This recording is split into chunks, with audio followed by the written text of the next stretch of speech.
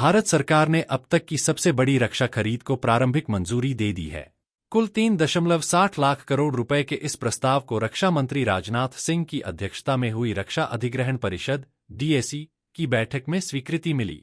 इस बैठक में भारतीय वायुसेना के लिए 114 राफेल विमानों के साथ साथ आधुनिक कॉम्बैट मिसाइलों और अन्य सैन्य साजो सामान की खरीद को हरी झंडी दी गई।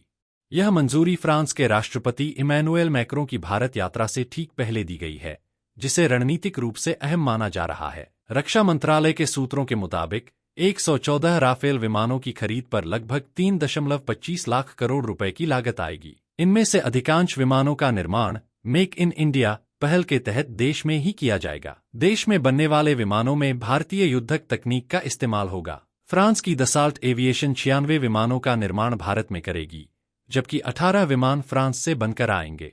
इससे पहले दसाल्ट एविएशन ने टाटा सन्स के साथ विमानों के कुछ हिस्सों के निर्माण को लेकर समझौता किया था। इस नई खरीद के बाद वायुसेना में इन विमानों की संख्या 150 हो जाएगी। इससे पहले वायुसेना के लिए 36 विमान खरीदे जा चुके हैं। वहीं नौसेना के लिए 26 विमानों का करार पहले ही किया जा चुका है। इस तरह आने वाले कुछ वर्षों में भारत के पास कुल 176 अत्याधुनिक लड़ाकू विमान होंगे। इससे भारत की दोहरे मोर्चे पर मुकाबला करने की क्षमता मजबूत होगी और वायुसेना तथा नौसेना की मारक क्षमता में उल्लेखनीय बढ़ोतरी होगी। लंबी दूरी के सटीक हमलों की क्षमता भी बढ़ेगी।